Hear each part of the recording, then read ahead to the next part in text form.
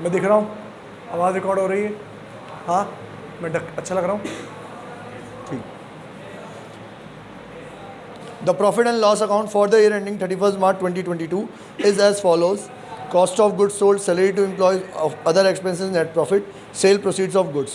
The salary of 99,000 comprises of 9,000 as employees' contribution to a recognized provident fund. Out of 9,000, 6,000 is credited in the employees' provident fund within the due date and 3,000 credited after due date. बेटा 3,000 allowed नहीं है. Compute the net income of X for the assessment year 22-23.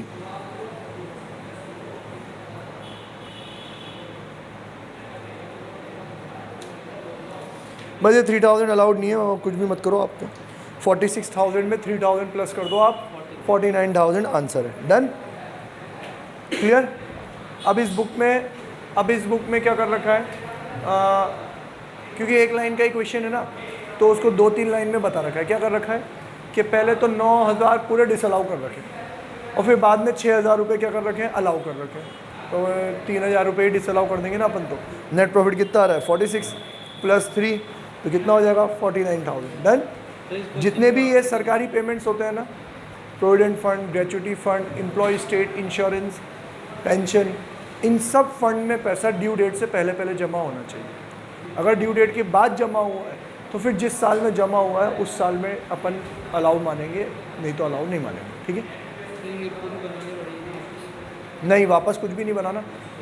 ये पूछ रहा है पूरी P&L वापस बनानी पड़ेगी क्या? नहीं, आप तो 46 लोगे, ऐड करोगे 3,000 डिसअलाउड और 49,000 आंसर. जैसे क्वेश्चन आता थोड़ी है, तो बड़े से क्वेश्चन का एक छोटा सा अदर इन्फॉर्मेशन का पॉइंट है. ऐसे तो 10 पॉइंट आएंगे पूरे क्वेश्चन में. X, a trader, sells goods on credit to Y. Outstanding balance on 1st April 21, 40,000. Total bills issued during 21-22, 60,000. Out of 1 lakh, he recovers only 10,000 from Y during 21-22.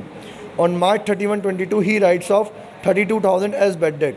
However, on December 19-22, X recovers from Y as full and final payment 15,000, 35,000 or 70,000. Find out the tax consequences for different assessment year.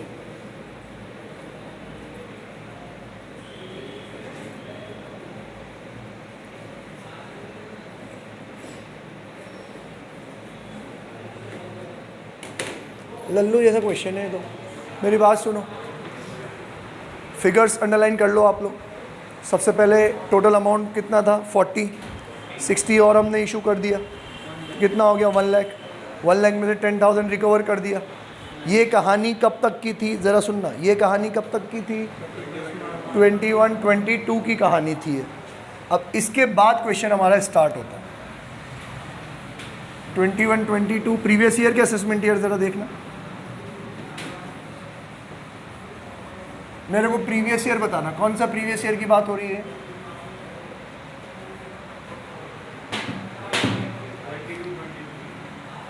Previous year है ना, 21-22 previous year की बात तो ये हो रही है. 21 और 22. इसमें नतीजा क्या निकला कि सर 40 + 60 माइनस हो गया, इसी साल में रिकवर हो गया 10 -10 = 90. फिर क्या कह रहा है ये कि नेक्स्ट ईयर 22-23 में एक पर्टिकुलर डेट पे मैंने अमाउंट राइट ऑफ कर दिया. कितना, 32. तो अब मेरे पास बैलेंस कितना बचा है इसका, 58. डन. 32 मैंने राइट, 31 मार्च 22 को यही राइट ऑफ कर दिया इसने. ओके. 10 यहाँ बचा ये 90 और उसमें से भी 32 मैंने राइट ऑफ कर लिया क्योंकि दे नहीं रहा था वो पैसे. मेरे पास बैलेंस कितना बचा है, 58.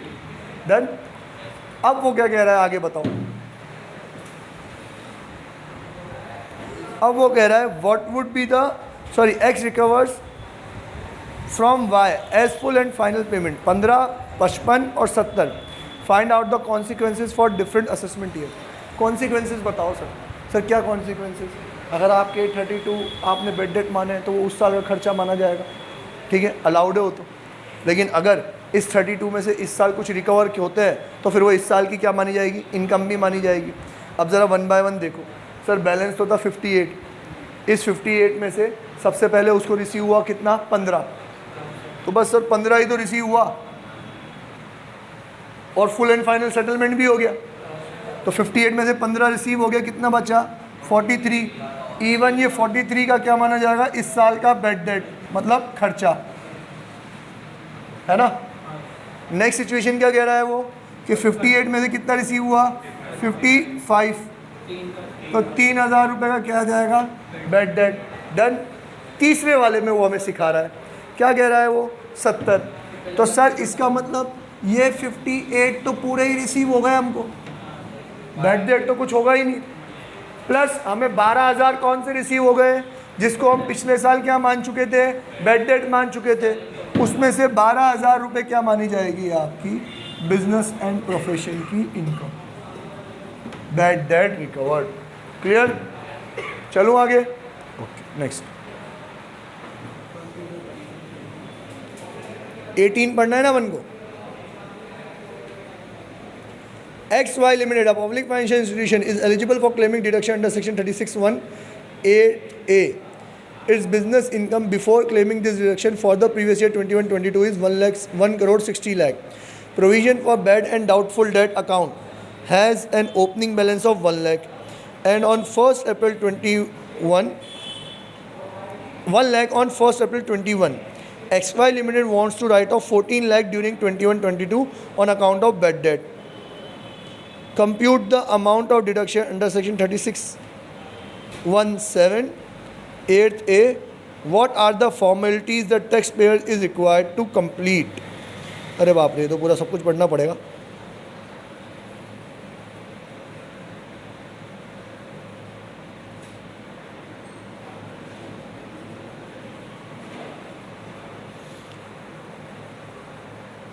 क्वेश्चन में आप लोग 36(1)(8) को सर्कल मार्क करो, स्टार मार्क करो और ऊपर लिखो for banks and financial institutions.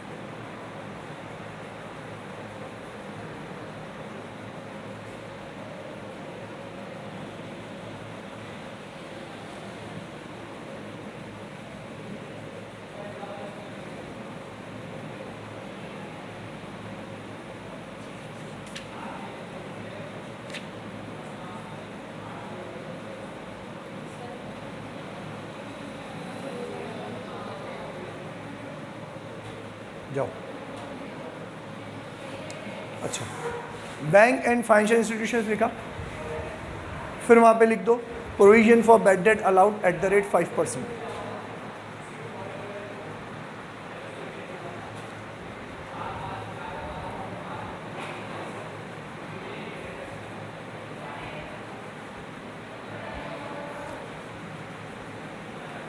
Done. Okay, अब मैं आपको पूरा इसका चार्ट बना देता हूँ। वैसे ये सिंघानिया साहब की देन है, आपके इंस्टीट्यूट के मटेरियल में इसके क्वेश्चंस आते नहीं हैं, पर सिंघानिया साहब हमको एक्स्ट्रा सिखाते हैं तो हम भी थोड़ा बहुत सीख लेते हैं। जनरली बैड डेट के लिए प्रोविजंस अलाउड नहीं होते, एक्चुअल बैड डेट जो होंगे वही अलाउड होंगे, प्रोविज़न अलाउड नहीं है। लेकिन बैंकिंग और फाइनेंशियल इंस्टीट्यूशन के लिए स्पेशल प्रोविज़न है, उनको अलाउड होते हैं। और कितना अलाउड है, 5%, 8.5% और 10%। उसका स्लैब बना देता हूँ मैं।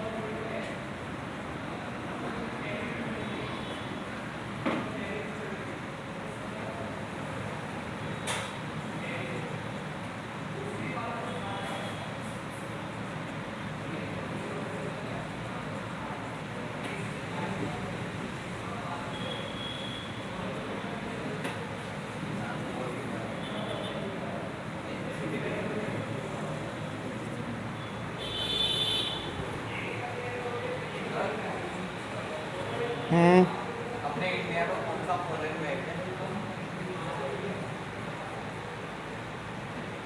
मनमान है, मनमान।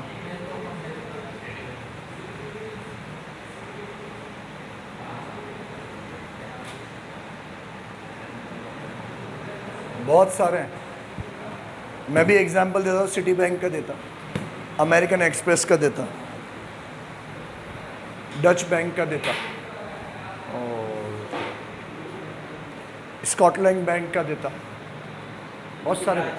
हाँ, इंडिया में, मुंबई में HSBC बैंक,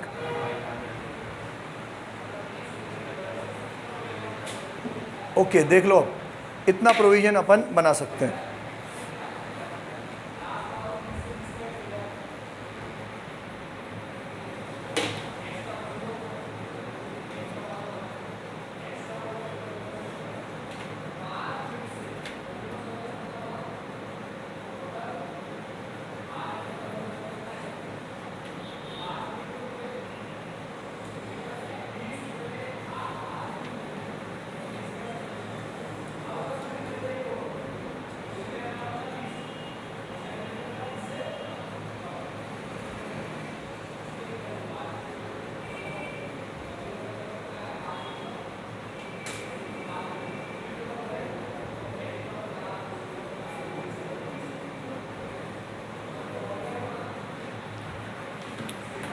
डन, चले अपन। अब देखो सेक्शन 36(1)(7)(a) ये किसके लिए है? Provision for bad debt. पढ़ के सुनाता हूँ, पहले यहाँ सुनो। सेक्शन 36(1)(7)(a) किसके लिए? Provision for bad debt. और एक है सेक्शन 36(1)(7) जो कि नॉर्मल प्रोविजन। ये सबके लिए है। ये है फॉर एक्चुअल बैड डेट, जो सबको अलाउड है। अभी जो अपन ने 32,000 देखा कि अगर आपका कोई बैड डेट होता है तो 7 एज पर सबसेक्शन 7 आपको एक्चुअल बैड डेट अलाउड हो जाएगा। लेकिन 7A किसके लिए है? इन बैंक्स और NBFC के लिए। शेड्यूल्ड बैंक जितनी भी इंडिया में बैंक्स है वो, ग्रॉस टोटल इनकम का 8.5%, या फिर average advances by rural branches, जो इनकी गांव में ब्रांचेस है उन्होंने जो एडवांस दे रखा है उस एडवांस का 10%। ये प्रिविलेज सिर्फ और सिर्फ किसके लिए? शेड्यूल्ड बैंक के लिए। बाकी public finance institution, state pooled finance institution, मतलब गवर्नमेंट की फाइनेंशियल इंस्टीट्यूशन, उनके लिए कितना है? 5% ऑफ GTI। और फॉरेन बैंक और NBFC, non banking financial corporation, इनके लिए कितना है? 5%। डन। अभी आपका क्वेश्चन देखो, वो है आपका पब्लिक फाइनेंशियल इंस्टीट्यूशन का, तो वो लोग प्रोविजन कितना बना सकते हैं? 5%। ठीक है। और अब पूरा क्वेश्चन पढ़ो आप। क्वेश्चन में यूँ कह रखा है कि ऑलरेडी 1 लाख का प्रोविजन था और इस साल ये लोग राइट ऑफ करना चाहते हैं बैड डेट कितना? 14 लाख का। बस इतनी इन्फॉर्मेशन गिवन है। अब इस इंफॉर्मेशन को लेके अपन यहाँ पे प्रोविजन फॉर बैड डेट का अकाउंट बनाते हैं। ठीक है, ये है मेरा provision for bad debt. Hope थोड़ी बहुत अकाउंटिंग आती होगी। प्रोविजन का बैलेंस क्या होता है? डेबिट की क्रेडिट। तो मैं यहाँ पे लिखूँगा बाय बैलेंस ब्रॉट डाउन, कितना? 1 लाख। क्लियर है ना? और एज पर 36(1)(7)(a) मैं प्रोविजन और कितना क्रिएट कर सकता हूँ? 5% ऑफ ग्रॉस टोटल इनकम। मेरी ग्रॉस टोटल इनकम क्वेश्चन में दे रखी कितनी? 1,60,00,000। 160 का 5% कितना होगा? 8 लाख। तो 8 लाख का प्रोविजन मैं और बना सकता हूँ। तो कहाँ से निकलेगा 8 लाख? P&L में से। ठीक है, तो मैं यहाँ लिखूँगा बाय P&L और 36(1)(7)(a) 8 लाख। डन। पर मुझे राइट ऑफ क्या करना है? 14 लाख। और बैड डेट के राइट ऑफ की एंट्री क्या होती है? अब जब बैड डेट होते हैं तब एंट्री होती है bad debt account debit to debtors, और फिर वो बैड डेट कहाँ चल जाते हैं? P&L में। और अब वो P&L में नहीं जाएंगे क्योंकि क्या बना हुआ है, प्रोविजन। तो वो बेड डेट कहाँ चल जाएंगे, प्रोविजन में। एंट्री होगी provision for bad debt account debit to bad debt, provision for bad debt account debit to bad debt 14 lakh. अब सर प्रोविजन बना सकता हूँ 8 का, 8 तो मैंने P&L में से चार्ज कर लिए, पर एक्चुअल बेड डेट तो ज़्यादा है, नुकसान तो मेरा ज़्यादा है, अकाउंट तो टैली करना पड़ेगा ना, मेरे को गले में और पैसे चाहिए, कहाँ से आएंगे वो, P&L से। समझ रहे हो कि नहीं समझ रहे हो? तो फिर हम यहाँ लिखेंगे बाय P&L, कितना 14, यहाँ कितना है 9, कितना बचा 5, और ये जो P&L है ये कौन सा है 3617, ये नॉर्मल वाला, ये एक्चुअल वाला है। प्रोविजन तो खत्म हो ही गया मेरा, पिछले साल का 1 लाख भी खत्म हो गया, इस साल का जो 8 लाख क्रिएट करने की प्रोविजन थी वो भी खत्म हो गया, एक्चुअली में और ज़्यादा हुआ है कितना 5, तो 5 और मैं P&L से निकालूंगा, तब जाके मेरा ये प्रोविजन का अकाउंट क्या हो जाएगा, क्लोज। समझ में आया? सर इसकी कोई लिमिट नहीं है, किसकी कोई लिमिट नहीं? 36 17 की कैसे कोई लिमिट होगी, ये तो एक्चुअल बेड डेट है, ये तो हो ही रहा है, इसकी कोई, ये तो पूरी दुनिया को अलाउड है। तो तुम मुझे प्रिविलेज देना चाहते हो कि और मेरे प्रिविलेजेस कट करना चाहते हो, समझ रहे हो कि नहीं? तुम बैंकिंग को, फाइनेंशियल इंस्टीट्यूशन को प्रिविलेज दे रहे हो कि और जो दुनिया भर के पास फैसिलिटी उसको भी कट कर रहे हो। मैं कह रहा हूँ कि भाई जो एक्चुअल वो सबको अलाउड है, तुम्हें तो प्रोविजन भी अलाउड है, सब प्रोविजन तुम कह रहे हो 5%, एक्चुअल तो और भी ज़्यादा है, तो मैं तो एक्चुअली अलाउ करूँगा ना। समझ में आएगी नहीं? ठीक है, अब एक्चुअली में अलाउड कितना हुआ, 8 + 5 13 हुआ कि नहीं हुआ, तो पूरे एक्चुअल अलाउड हो गए। तूने 1 लाख पहले से बना रखा था, तो 14 में से 1 तो वो खत्म हो गया, 13 बचे, 13 तू P&L में से चार्ज कर ली, है ना। और बेटर समझाने के लिए कि अगर मान लो 14 लाख का बेड डेट होता ही नहीं, तो भी तुम्हें तो प्रिविलेज है ना, तुम 5% का तो क्रिएट कर ही सकते हो ना, तो तुम 8 लाख तो क्रिएट करते ही करते, तुम्हारा बैलेंस कितना हो जाता, 9 लाख। समझ में आया कि नहीं? 14 के बदले में कितना होता, 7 ही होता, तो तुम 8 तो क्रिएट करते ही करते, 1 और 8 9, नुकसान 7 का ही हुआ है, तुम्हारे पास उतना तो प्रोविजन है ही सी, प्रोविजन का बैलेंस कितना बचता, 2। आई बात समझ में कि नहीं? क्लियर है? अगला क्वेश्चन करते हैं।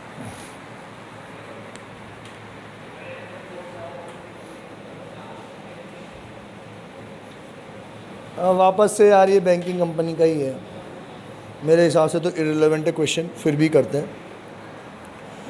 19 के ऊपर टॉपिक लिख दो, ट्रांसफ़र टू स्पेशल रिजर्व।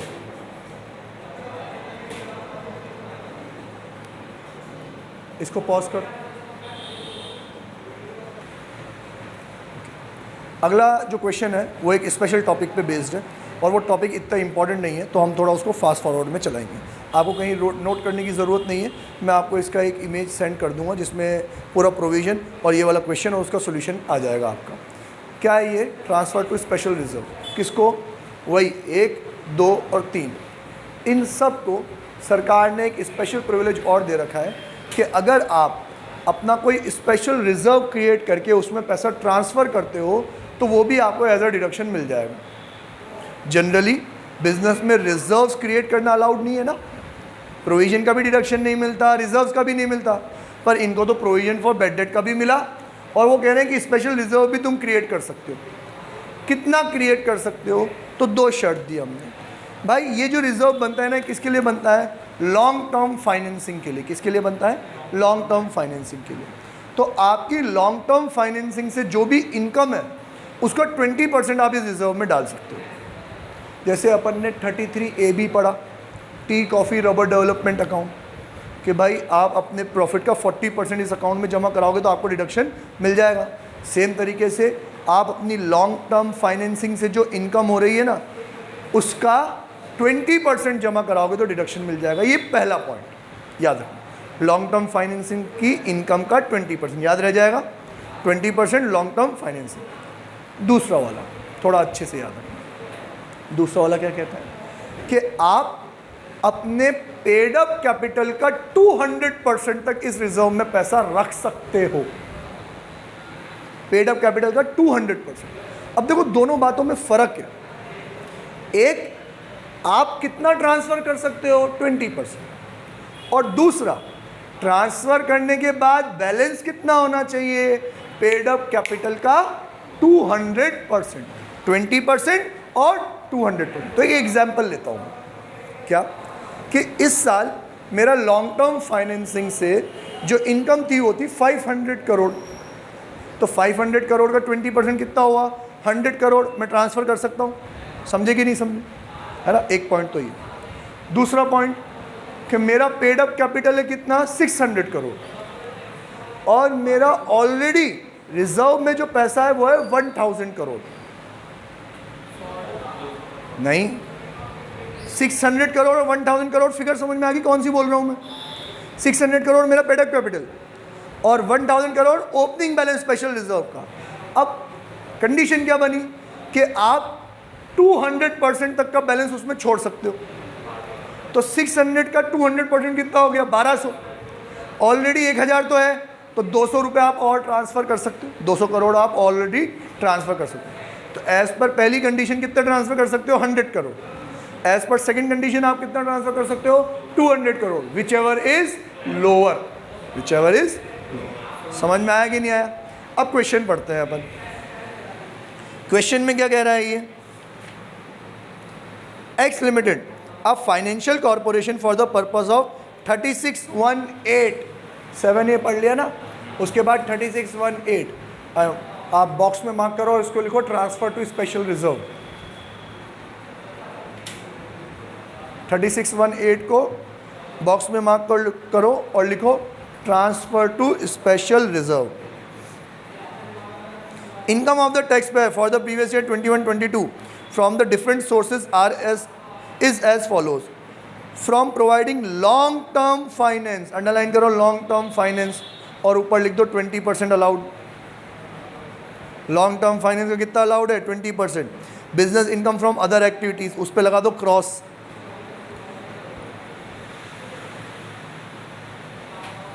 तो कितना है भाई लॉन्ग टर्म फाइनेंस का? 560। 560 का 20% कितना हुआ बेटा? 112। तो एक पहला अमाउंट तो आ गया, 112 आप ट्रांसफ़र कर सकते हो। दूसरा, compute the amount of deduction under section 361218 for the assessment year 22-23 taking into consideration the following data. पहला, paid up capital and general reserve of on 31 March 2022 is 5610। तो पेड अप कैपिटल का कितना percent रख सकते हैं अपन? 200%। तो इस 610 के आगे लिख दो into 200%, 1220। Balance standing to the credit of special reserve account on 1 April 21 1150 lakh and the same was allowed as reduction in the earlier years. Already 1150 तो है। तो सेकंड पॉइंट क्या है भाई? सर पहला पॉइंट तो था 560 इंटू 20%, कितना आया? 112। दूसरा पॉइंट क्या है? सर दूसरा पॉइंट है 610 का 200%, कितना हुआ? 1220 माइनस ओपनिंग बैलेंस कितना हुआ? 1150, कितना बचा? 70। तो पहला पॉइंट कितना अलाउड है? 112। दूसरा कितना अलाउड है? 70। मतलब विचर लोअर कितना अलाउड हो जाएगा? 70। आगे क्या कह रहा है वो? Amount transfer to special reserve account during 21-22 is 220। और बाफड़े ने जमा कितना कराया? 220। अलाउड कितना होगा? 70, है ना? डन। तीनों में से अलाउड क्या होगा? Which is lower? 70। क्लियर? समझ में आएगी नहीं? अब कहानी में ट्विस्ट, आपने पैसा रिजर्व में डाल दिया, और रिजर्व तो बैलेंस शीट के हिसाब से समझो आपने पैसा बैलेंस शीट के अकॉर्डिंगली पीएनएल में से निकाल के कहाँ डाल दिया? स्पेशल रिजर्व में।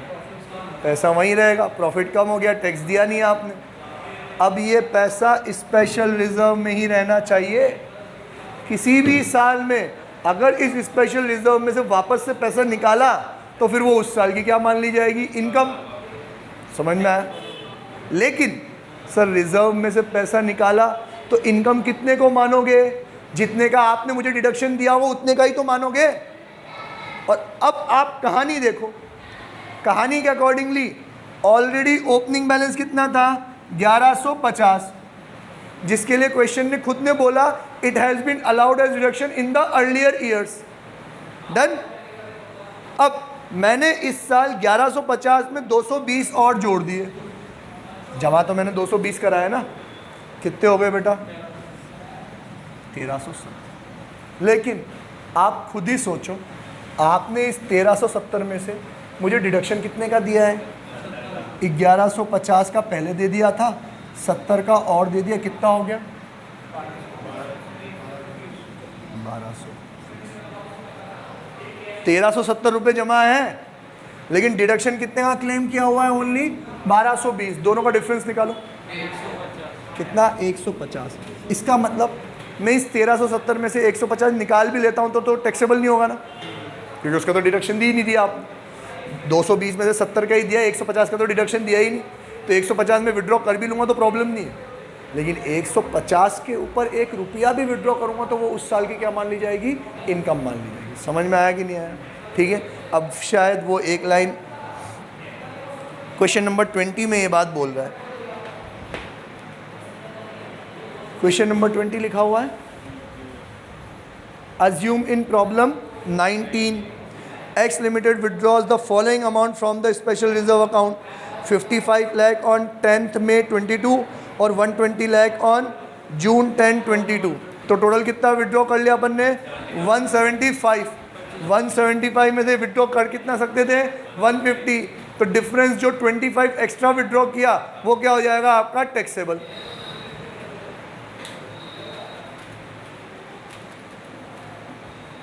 समझ ला? डन। 5 कंप्लीट हो गए हमारे। एक और कर ले। या मनीष वीडियो पॉज कर, पानी पीऊंगा मैं यार। क्वेश्चन नंबर 21, इसके ऊपर लिख लो आप सेक्शन 36(1) 17(2), मतलब 17 भी नहीं, मैं लिखता हूँ, रुको। 36(1)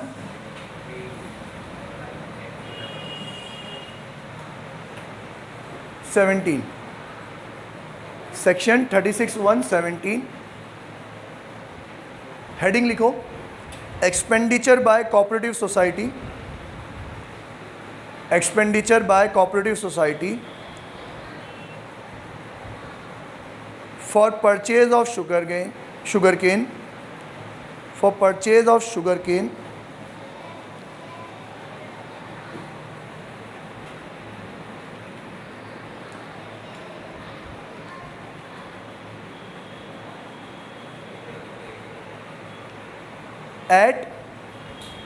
at price approved by government।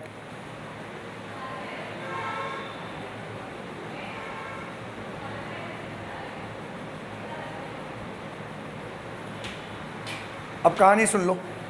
कहानी में क्वेश्चन के अकॉर्डिंगली ही बता देता हूँ आपको, ताकि क्वेश्चन आप जल्दी से रीड कर लो। यूँ समझो कि गवर्नमेंट ने शुगर मैन्युफैक्चरिंग कंपनी को बोल रखा है कि आप कोऑपरेटिव सोसाइटी हो, सिर्फ और सिर्फ कोऑपरेटिव सोसाइटी के लिए और किसी के लिए नहीं है, कि आप कोऑपरेटिव सोसाइटी हो, आप अपने मेंबर्स से शुगर केन खरीदोगे।